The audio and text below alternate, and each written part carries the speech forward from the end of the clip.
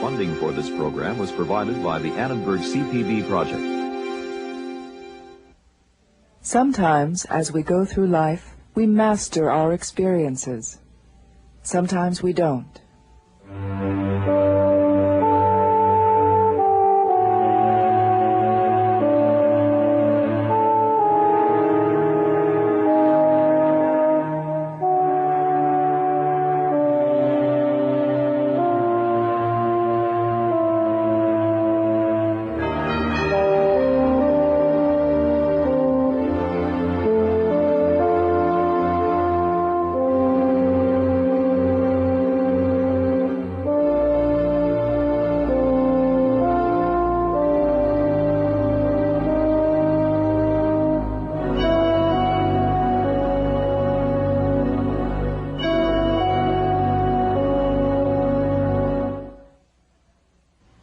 Before I would scratch myself, I wouldn't use a real razor. I would just use my nails. And I did that when I was about 17.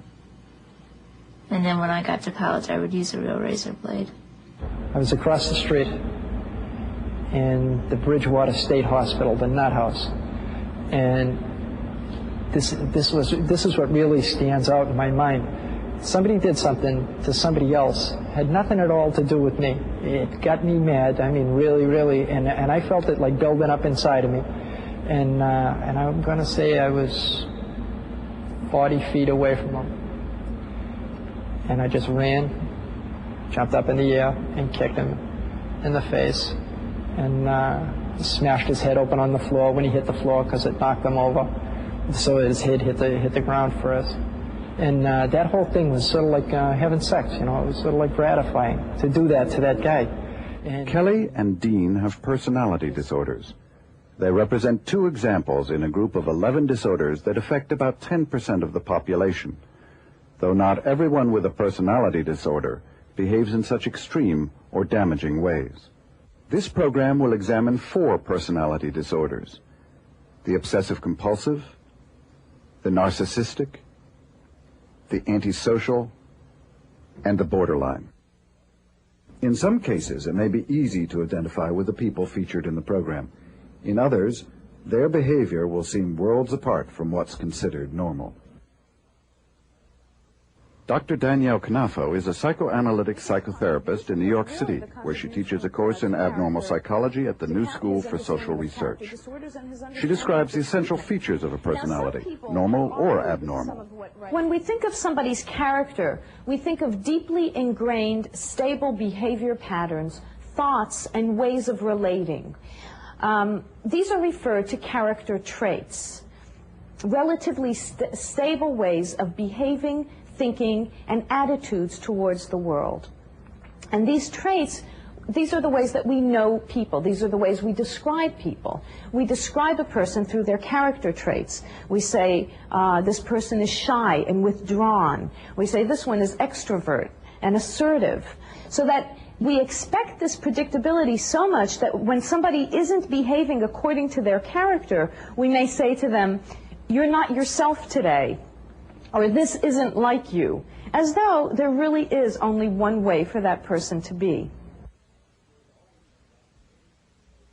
There's always been a recognition that personality can be disordered, but there are inherent difficulties in defining the difference between what is a ordinary personality, everybody has them, and when a personality can be identified as disordered sufficiently so that it can get into a diagnostic system. The issue with all personality disorders is that they are in a continuum with normal behavior, so that it can be very, very difficult sometimes to differentiate and clearly differentiate someone with a personality disorder from someone who has a slight exaggeration in some aspect of their personality.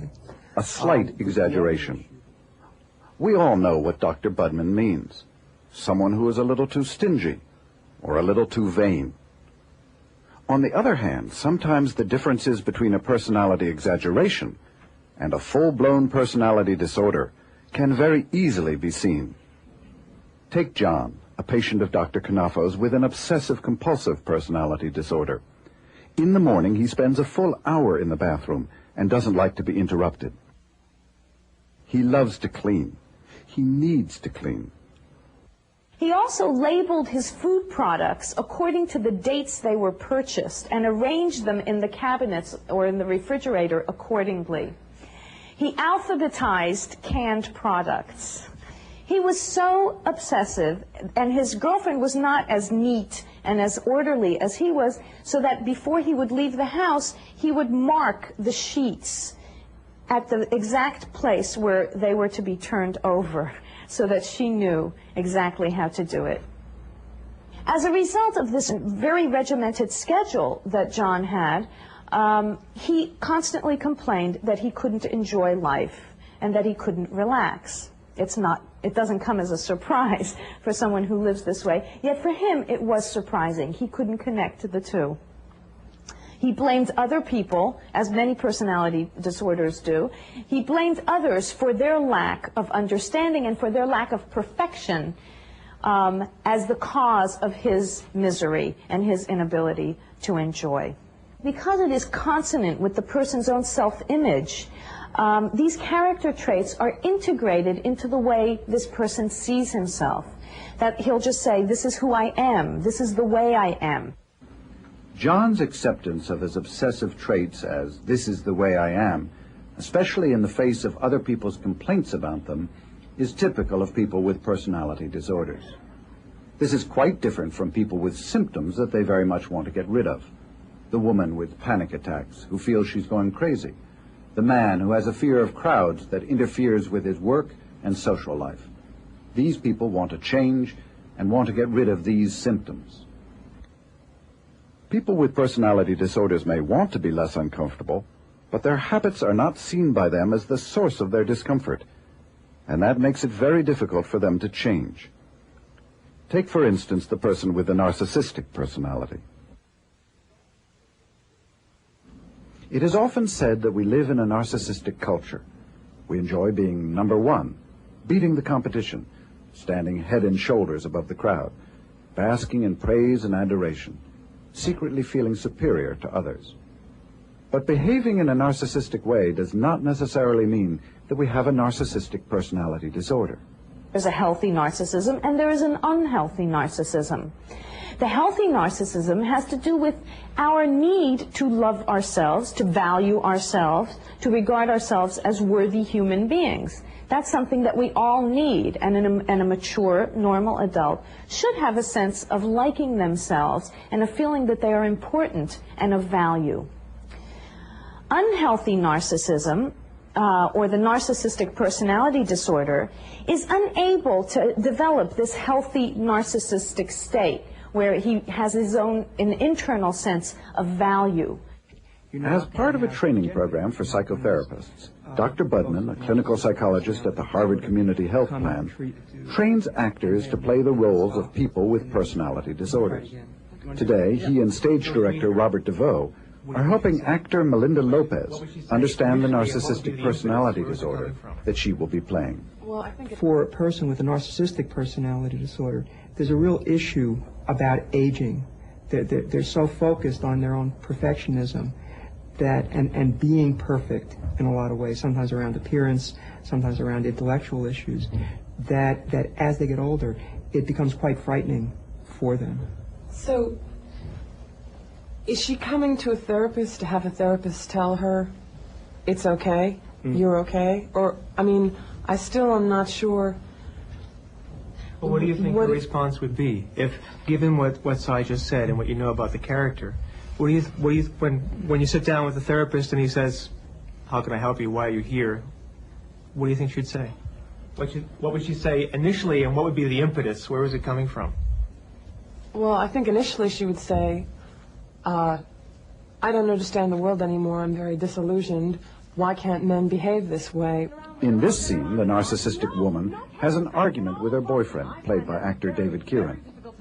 Her behavior may seem overly dramatic, but experts say it is not unusual. If I had been driving the car, I would have had us in our seats, but now it's 8:06. I'm not going in there. Forget it. Forget it. It's ruined. Calm down now. I'll pay for the tickets. I don't ruined. care. You can still see no, the no, show. No, I'm sorry.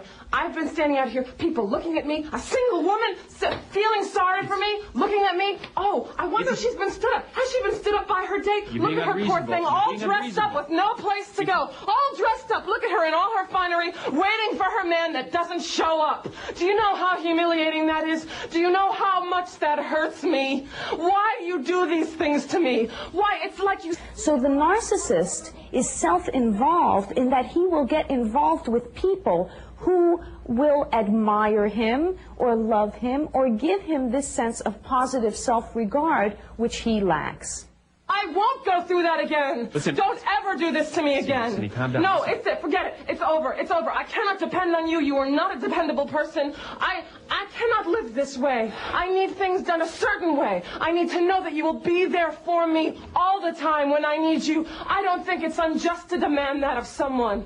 I don't Dr. think... Knafo describes a patient with a narcissistic personality disorder whom she treated. Randy's sense of herself was completely dependent on how others perceived her. Randy was inordinately preoccupied with herself and with how she felt others perceived her. Randy would come into her therapy sessions every session for a long time and begin each session in a characteristic way.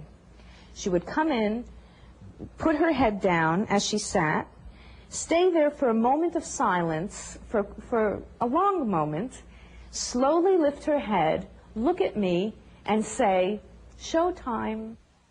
So it was clear Randy had a lot of fantasies about being a celebrity. And it was clear that she was trying to transform the therapy situation into a situation where I would be her audience and she would be the celebrity. And she did this in other relationships as well and in other situations, her work situation as well. She always had to be the star. She always had to be the center of attention.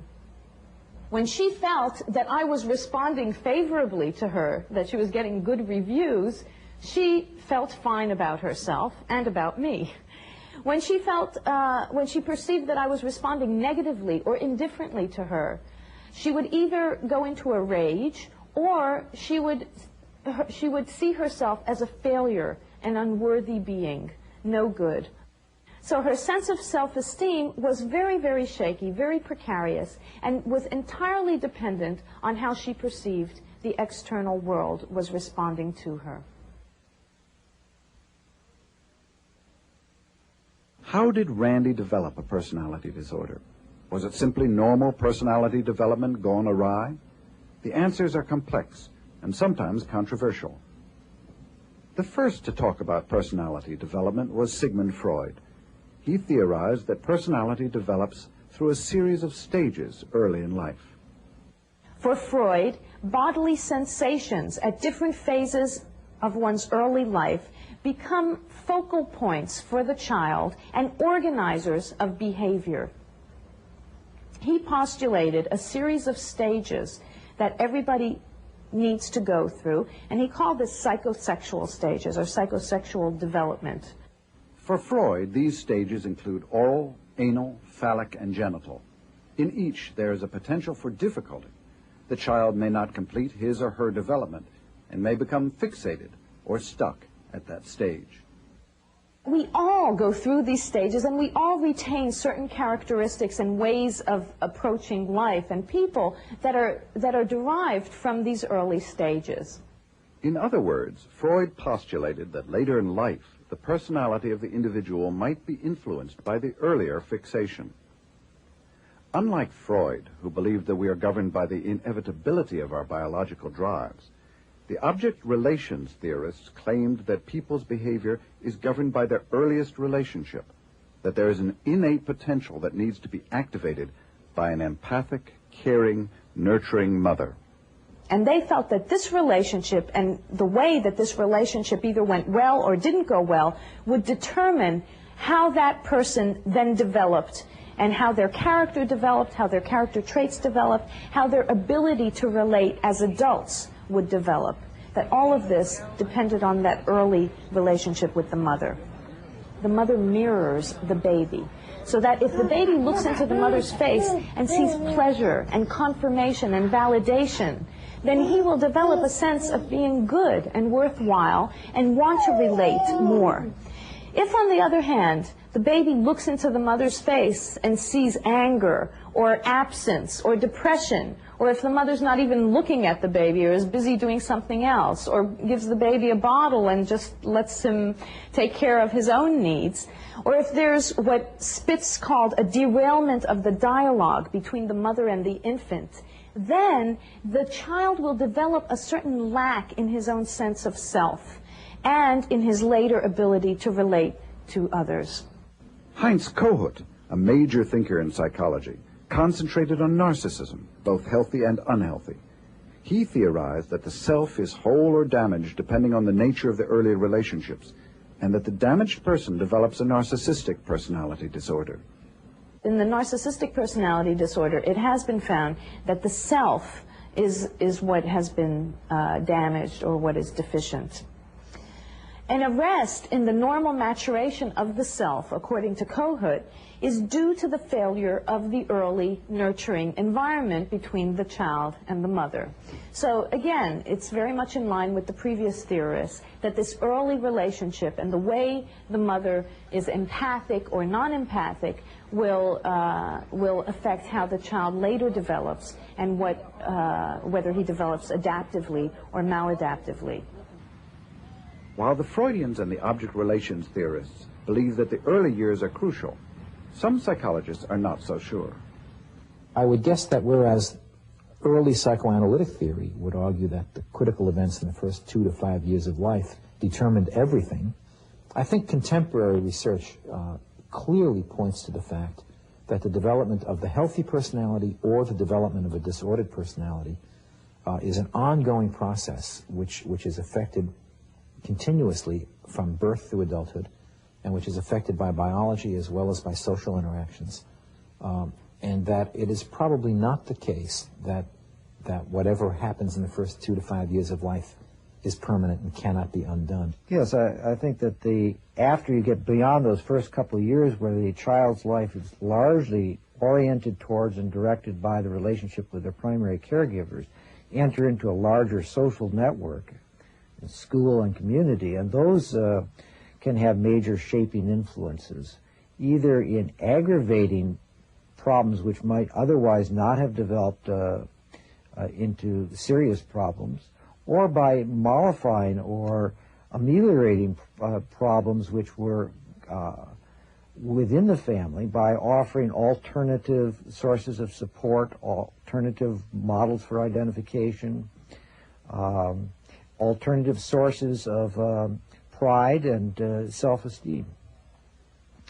And then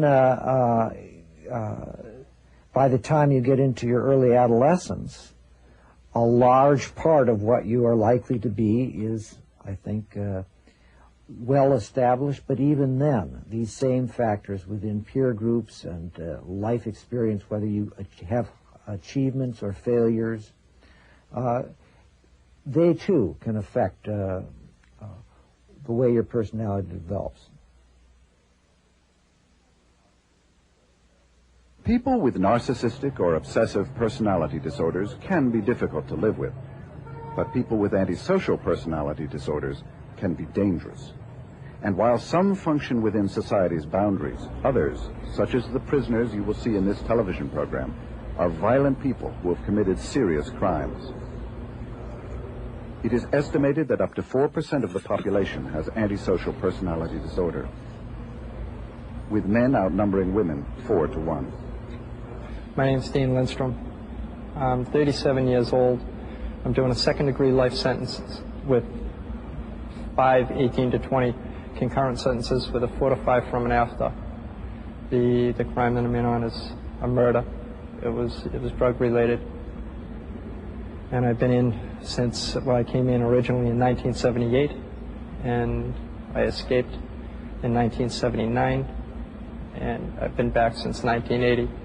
Antisocial personality disorder, I think the name almost speaks for itself, refers to those people whose behavior is against society. And certainly the most important characteristic of these people from a social standpoint and a public health standpoint, so to speak, is criminal behavior, and specifically criminal violence, well, as well as property crimes. Ran out of money. I wanted to go get drunk. Down in Cambridge, I lived out in the outskirts, out in a smaller town from the inner city, and I ran out of money. It was late at night, and I wanted to go down and get loaded. And it was sort of along the lines of, you know, I wasn't weighing the consequences of what it was, and even if I was weighing the consequences, I really didn't care. I wasn't looking that far ahead. I certainly wasn't looking far enough ahead to say, you know, I'm going to spend the next 17 or 18 years of my life in jail. One of the most frequent symptoms, and it also is a diagnostic criterion for the disorder, is the abuse of alcohol and or drugs. These are among the most frequent characteristics of these individuals. And there's also no question in my mind, or I think in most people's, that those drugs do, in fact, you might say disinhibit or facilitate the person's ability to engage in behavior that can be very antisocial, very violent toward other people, very dangerous to society. Specifically, I murdered a guy in his kitchen. I shot his wife in the chest. I hit her in the face with the gun. I beat the husband prior and during the course of this whole thing. And my thoughts during that whole affair were along the lines of, you know, what the hell do you think you're doing? And when it came down to making a decision, the gun had been like going back and forth, aimed at my head, aimed at his head, aimed back at me, and we were in a struggle. And the last thought that I recall, really like that I can recall that I had, was, now you're going to die. And that was it. That was sort of like a decision that was made. I was mad. I was, you know, like, it's crazy, but, you know, like, indignant that he'd be fighting with me. This is an individual whose basic presentation to others, whose habitual way of responding to situations is to ignore the rights of others and to act as if there are no rules by which he or she is bound, and therefore is not required to pay attention to how his behavior impacts on others. And so this is someone who will engage in any sort of behavior that they consider to be appropriate and that will get them what they want, irrespective of the rules or the laws or how it impacts on other people. My name is Patrick O'Shea. I'm 49 years old. In 1980, while engaged in a bank robbery in Massachusetts, I shot and killed a police officer. I'm now serving a natural life sentence for that crime.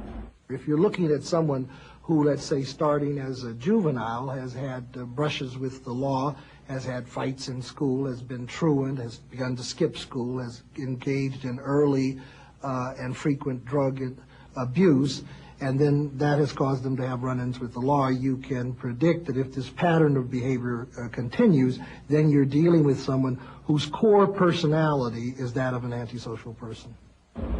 I was involved in some gang activity as a juvenile. I was involved in crimes. I wound up being involved in the criminal justice system in Massachusetts and placed in a reform school. Did you have a bad temper as a kid, do you remember? I was probably best describe myself, I guess, as anti-authoritarian. Tell me more about that. What do you mean by that? Well, I basically resented people telling me what to do. I was constantly fighting. It seemed like that was what I wanted to do. Constantly fought. It, you know, how would I say it? The proverbial, drop of a hat. Any reason at all was motivation to fight. And I'm sort of inclined to still start off in that direction now. The antisocial personality is also characterized by a lack of ethical or moral development. The ability to feel remorse and guilt seem to be missing. I know the difference between right and wrong. I don't think I feel things like you feel. I don't think I ever will. I think Mr. Lindstrom is correctly, I would assume, describing himself. I have no reason to doubt his word when he says that he doesn't have the same kinds of feelings that you or I have and probably never will. But let me put it this way. An inmate said to me a few years ago, "You know, Doc, I finally figured out what's wrong with me. I'm not mentally retarded, but I am emotionally retarded." And it struck me that actually he was right. He was correct. That what he had failed to develop was the normal range of feelings, which include a capacity for love and concern and sympathy for others, a capacity for empathy with other people's suffering, and a capacity for guilt feelings when one realizes one has done or is about to do or is tempted to do something that would hurt other people. All of these feelings are markedly underdeveloped in antisocial personality disorders. Not everyone in prison has an antisocial personality, and not everyone with an antisocial personality lands up in prison. The range of antisocial behavior is wide. If the murderer represents one extreme, there are many in the middle. Many people have been able to modulate their antisocial behavior to the degree that they keep within the law enough that they don't actually wind up in prison. They may wind up selling people, defective merchandise. They may swindle people, but perhaps not in a way that is quite so obvious that they can be imprisoned for it, and so on.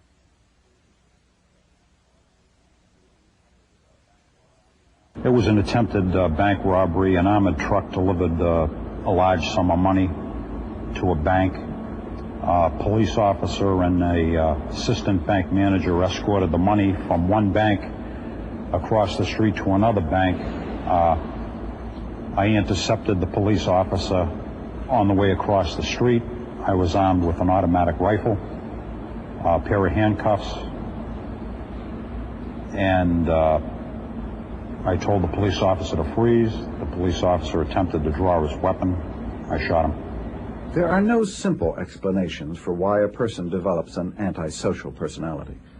Patrick describes his early boyhood in almost idyllic terms. I'd like to think I was a real good kid. I belonged to the Cub Scouts, the Boy Scouts. I was raised a Catholic. I was an altar boy in the parish church. I went to parochial schools. I went to public schools. Basically, I would say a very normal childhood. I came from a very good home. I had a very good upbringing and a lot of discipline. I didn't resent my parents for that. I did resent police-type figures. Later, though, there were problems. Patrick's adolescence was anything but average. Back in the 50s, gangs were a socially acceptable thing amongst teenagers, like they are again today in the 90s. And to be accepted as a teenager, you kind of like had to belong. I wanted to belong. Initially, I started association, with the wrong crowd type thing, and then I went on to, worse type situations on my own. Why did an altar boy become a juvenile delinquent and later a murderer? Well, I think that to understand antisocial personality disorder and how somebody can emerge from childhood with such a strong need to harm other people and such a diminished capacity to empathize with their suffering enough and have a capacity to feel guilty about hurting them that one could do the things he did. I think one has to understand that these are people who had the experience in childhood and were not able to overcome it, of feeling great feelings of inadequacy, feelings of inferiority, often having been teased by other children, being exposed to feelings of shame and humiliation, and that the tough guy stance, the tough guy facade, which is typical and characteristic of antisocial personality disorders, I believe, covers over deep-seated doubts about one's own adequacy as a man. When I left the juvenile justice system, in particular the Institute for Juvenile Guidance here at Bridgewater, I had a big chip on my shoulder, a big chip at my shoulder. I was determined that I was going to get even with society for the wrongs that had been done and the injustices that I felt had been perpetrated against me while I was in custody in those places, and I struck out in a very violent way. Another factor in the development of antisocial personality disorders may be childhood trauma and broken families. Dr. Prophet tells the story of a patient who was molested as a child by a member of his family and went to the local police for help. And the police officer sort of laughed and said, oh, and made a joke about the kind of molestation that he was involved in, and returned him to the home. And he repeatedly ran away, and of course that became an occasion for the authorities to consider him a stubborn child and to put him into a reform school. And once he was in the reform school, because we tend to take people away from their families, but we don't pay a lot of attention to the situations that we put them in, he was abused in the reform school, and almost as a response to that, he started using drugs. The drugs to get away from the feelings that he had about the abuse that he had undergone. And so when I said to him, well, you know, what can we do for you? How can we help you to get a better life? Part of his response was, you know, where were you when I was getting abused, and where was society when the rules were being violated around me, and how is it, therefore, that you expect me now to say that the rules matter or to pay attention to them when no one was paying attention to them when, you know, I was the object of the rule breaking. Now, of course, that's a convenient excuse in some ways, and it's no excuse in another way, because he's actually responsible for his behavior, and he's not going to make a better situation for himself by blaming it on other people and leaving it to other people. But it's not unusual to find in antisocial people that they've had experiences which suggest that the rules didn't work for them, and so they've made up rules that give them what they think is a better chance at whatever it is they want. And unfortunately, these rules are, you know, these rules disregard responsibilities and rights of other people. The moral value system that the antisocial personality has is, in a way, the exact opposite of what we would call morality. In other words, the socially accepted, the Judeo-Christian, you know, moral tradition, which is also incorporated into our legal code and so forth, to one degree or another. That's the standard moral code. Certainly, it's true that antisocial personalities don't display that. They have not internalized that. They have, in a sense, taken that value system and turned it exactly inside out, so that what is a positive value for our moral code, such as compassion for other people, it can be negatively valued. It may be seen as weak by an antisocial personality. And things we would give a negative value to, such as beating somebody else up, can be seen as a positive value in the antisocial moral value code. Because then that's a sign of being strong and manly and so forth. Some antisocial personalities exhibit especially impulsive behavior. Yeah, I'm a violent guy. I was a violent guy, I should say. And I brought it everywhere with me. Tell me about that violence. I mean, explain what you mean by being violent. Reactive, impulsive, lashing out. You know, one punch type of things. People do something that would offend me. Do something to, you know, I recall people riding around in Harvard Square on bicycles, and for whatever reason, I dug into them. And it became a thing where, you know, I just catch some poor bugger riding down the street on a bicycle and, you know, and taunt him and taunt him and taunt him, and end up, you know, pulling him over with the use of my car and punching him in the face. With such people, psychologists are researching possible biological factors in their impulsivity. Dr. Rex Cowdery is the Chief Executive Officer of the National Institute of Mental Health Neuropsychiatric Research Hospital. One of the interesting issues in personality disorders is whether there are traits that are exaggerated or particularly abnormal that contribute to personality disorders. One of the theories is that serotonin, which is a brain metabolite that appears to modulate a variety of drives such as aggression or appetitive behavior, may be abnormal in individuals who are prone to loss of behavioral control. Interestingly, this is a finding that seems to cut across a variety of diagnostic groups. It's been found in depression in relation to suicidal acts. We found it in our patients with borderline personality disorder. That is, that the individuals who had genuine suicide attempts had lower levels of the serotonin metabolite. It's been found in another study of borderline personality disorder. It's been found in antisocial personality disorder. In short, it seems to be associated with a behavioral abnormality that cuts across personality disorders. Dr. Gilligan discusses the possibility of heredity playing a role in the development of the antisocial personality. With respect to the hereditary component, there is a good deal of evidence from a number of family studies, adoptive studies, and twin studies that there is at least an hereditary predisposition toward some types of antisocial behavior, specifically property crimes. Somewhat surprisingly, there has not been any good evidence yet, to my knowledge, and I do know of some of the best studies which really specifically don't confirm the hypothesis that there's an hereditary predisposition toward violent crime. This is somewhat surprising because almost everything in human life is at least influenced by heredity, but so far at least this has not shown up as a specific causal factor for violence. What has been found in one study is that if the father has a history of chronic criminal behavior with a lot of recidivism, and the mother is an alcoholic or drug addict or has a major personality disorder, and you have that combination of disturbances on the part of both father and mother, then there is a threefold increase in the likelihood of violent crime on the part of the child. I've gotten angry enough to where I've actually impulsively hit people, you know, not meaning to at all, you know, or I'd punch a wall or something. You know, it's just, you get this sudden rush and you just got to release it somehow.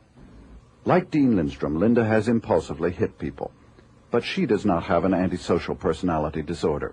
For unlike Dean, she experiences pain and remorse from her actions. She engages in self-destructive behavior and other traits of the borderline personality disorder. The term borderline originally reflected the belief that these people fluctuated between neurosis and psychosis. Today, it's a distinct disorder with its own constellation of character features. Up to 4% of the population has borderline personality disorder, with women outnumbering men 3 to 1. Common character traits in the borderline personality are extreme instability and unpredictability in behavior, a fear of being alone, manipulativeness in relationships, impulsiveness, which we can see in promiscuous behavior or alcohol and drug abuse, and self-destructive, often self-mutilating behaviors. Borderlines have a defective sense of identity and are ridden with angry feelings. Sometimes there's just so Linda and Kelly are in therapy with 3 other women who have also been diagnosed as having borderline personalities. They have all been in some kind of therapy for a minimum of 5 years and have made enormous progress. In spite of the dramatic improvements they've made in their lives, their pain is still very much evident.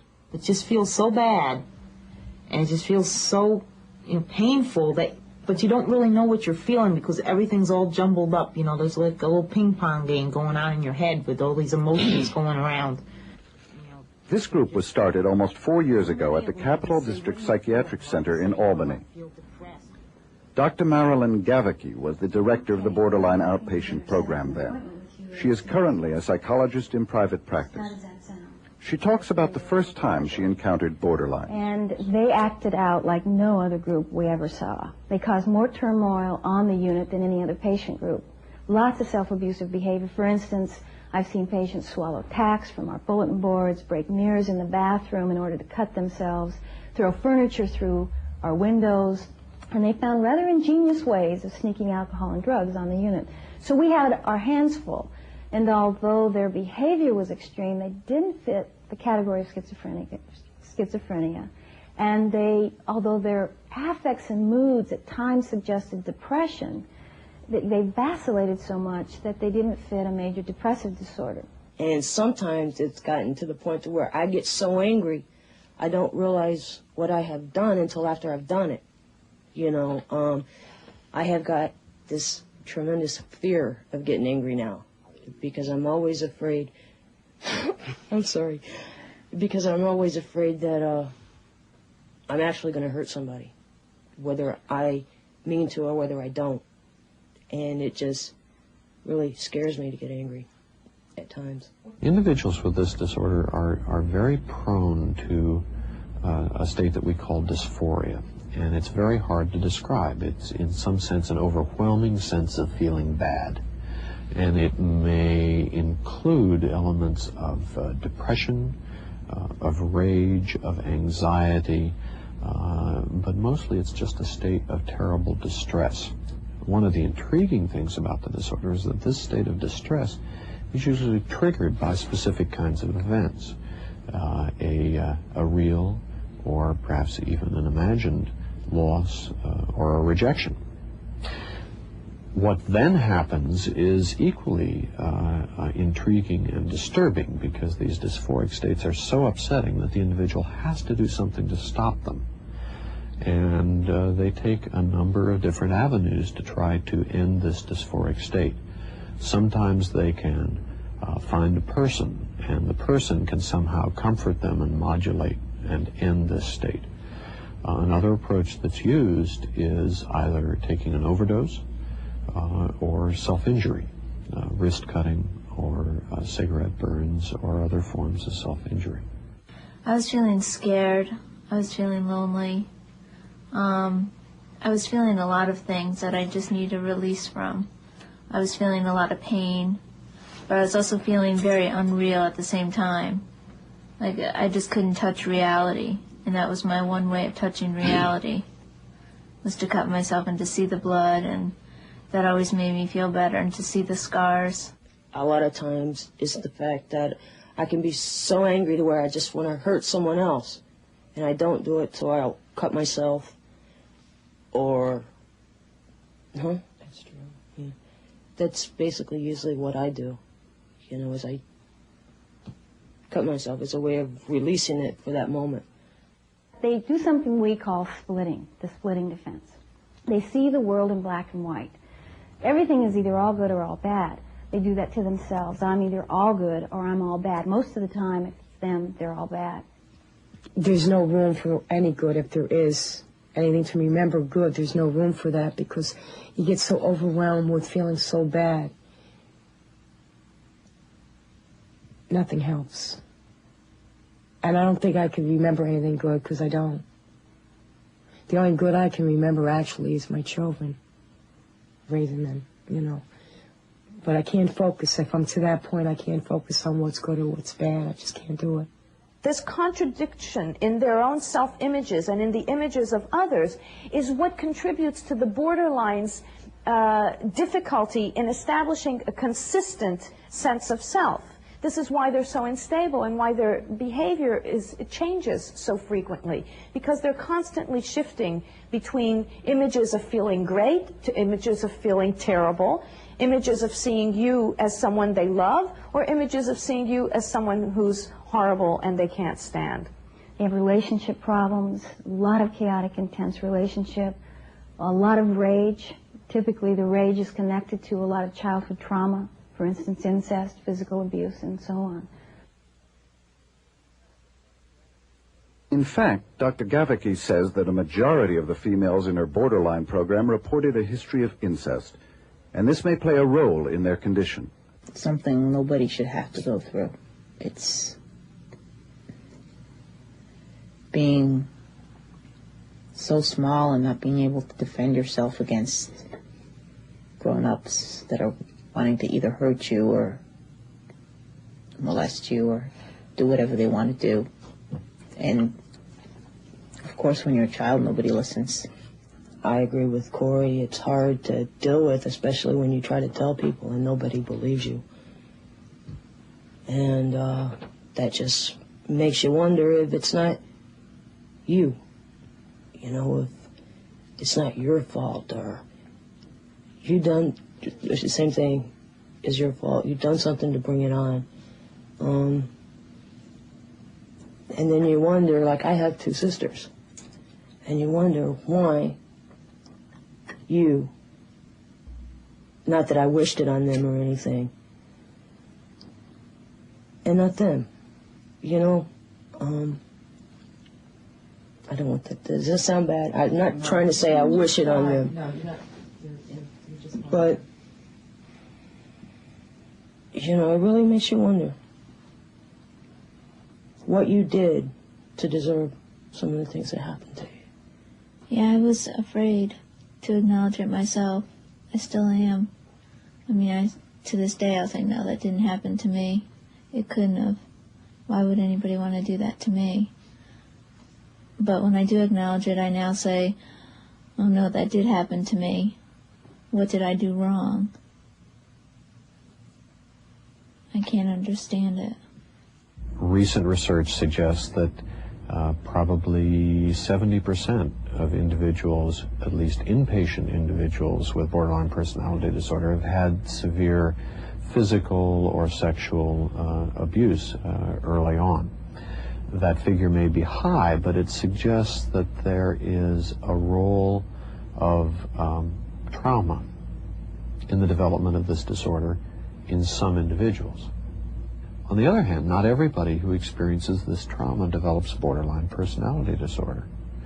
So you have to go back and ask the question, why are some individuals particularly vulnerable to develop this disorder when subjected to trauma, whereas other individuals make, how shall I say, a better adjustment to a terrible situation.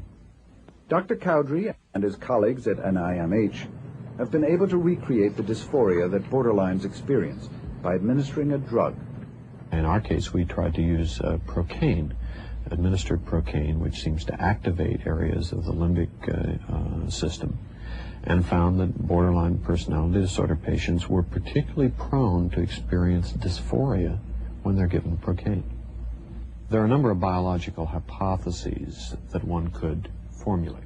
One of them, for example, is that the limbic system, which is a relatively primitive part of the brain that is involved with drive states, particularly including aggression, is different in these individuals. It may be that borderline patients who are born with a constitutional factor, with a biological factor, with a genetic predisposition to becoming a borderline, and you put them in a certain environment, in a certain family, and the whole picture blooms into what later becomes a borderline patient. I think it's got to be an interaction.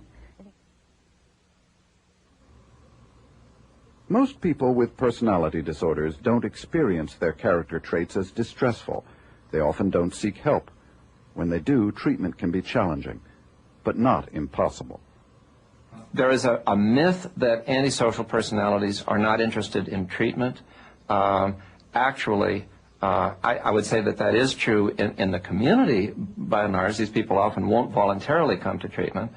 But if you see a population of antisocial people in a prison setting, and you're there as part of a mental health team, what you quickly discover is that there is an overwhelming desire on the part of people who have engaged in serious antisocial behavior to have somebody that they can trust, somebody who will treat them with respect, who will talk to them and help and try to understand them and try to help them understand themselves and help them get their lives back in order. I suffered a period of 4 years in solitary confinement and transferred to one of the harshest prisons in the United States, the federal prison at Marion, Illinois. And it gave me a lot of time to think about things.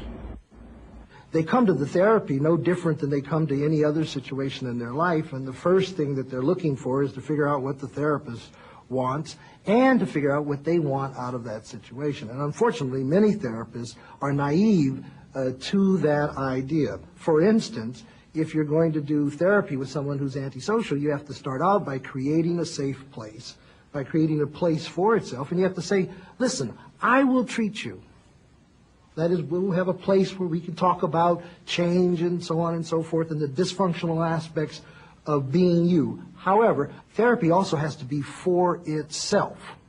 And frequently what contaminates the therapy and eliminates the possibility of helping these folks is that the therapy is not for itself. You say to someone, why are you here? Why do you want to change? Well, the parole board said if I don't get some treatment, I can't get parole.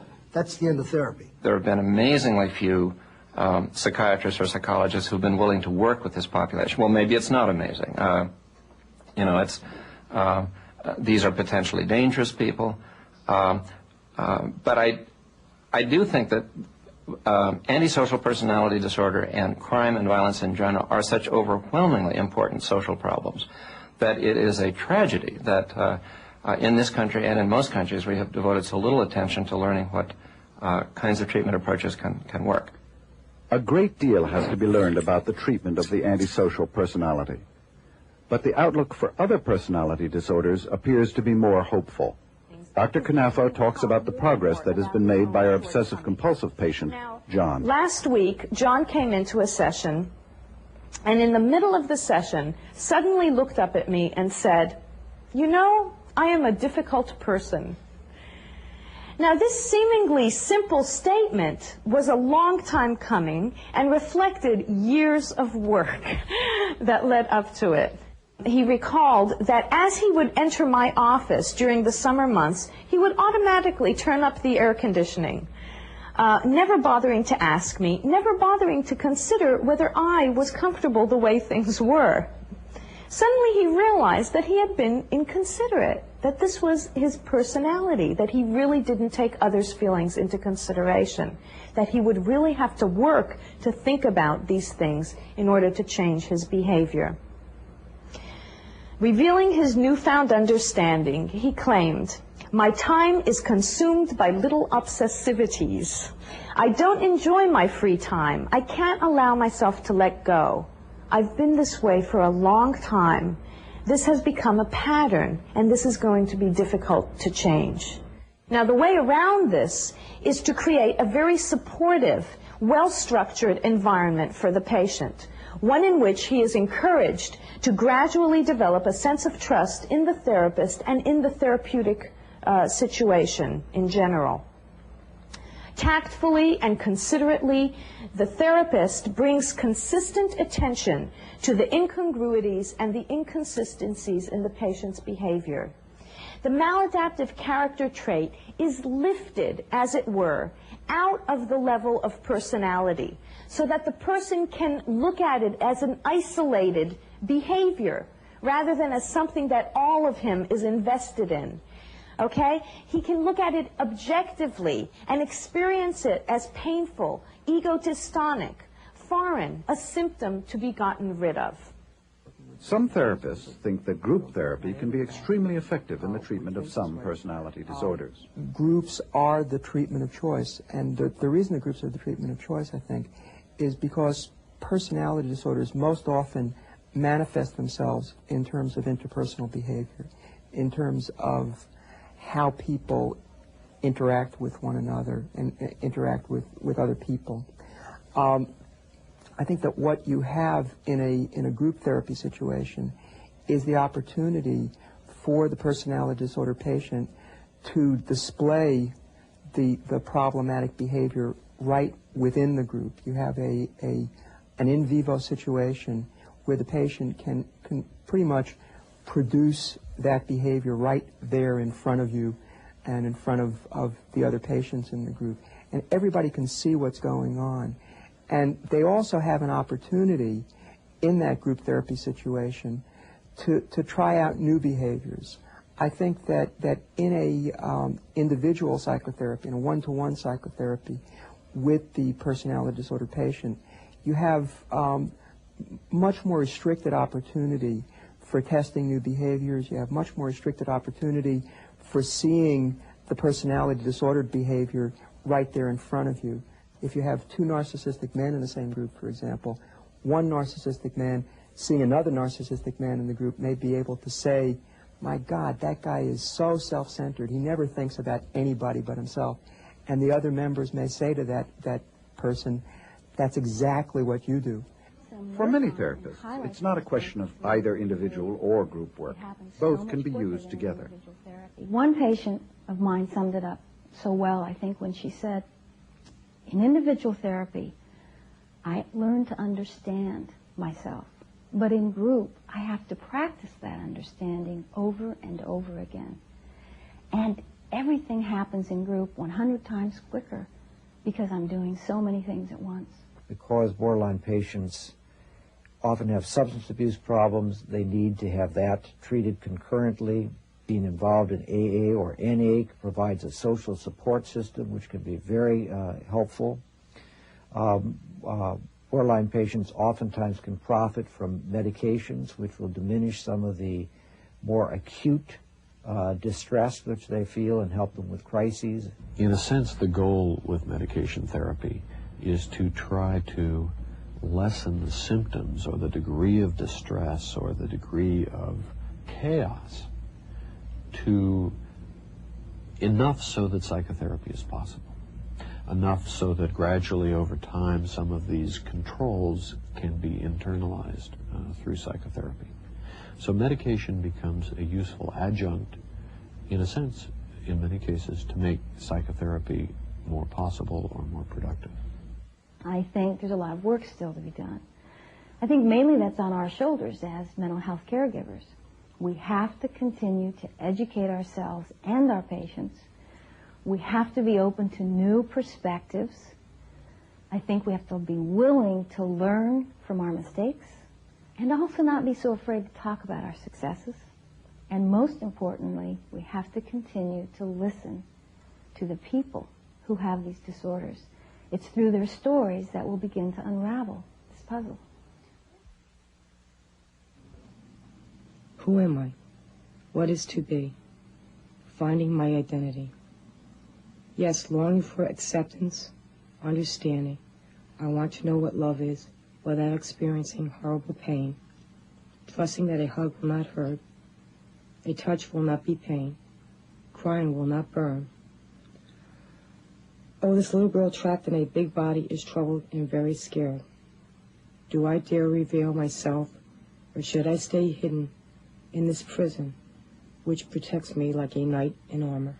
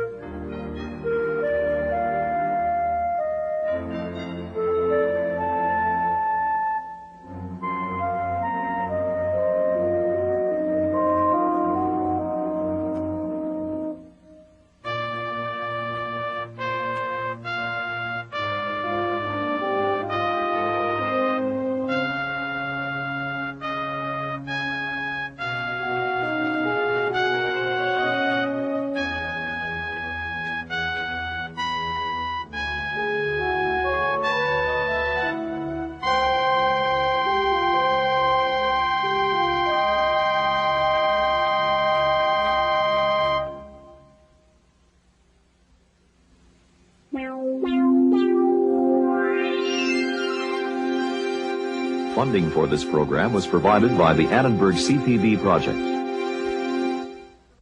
You can order these programs on videocassette. Call 1-800-LEARNER. And visit us at www.learner.org/channel. The Annenberg CPB channel.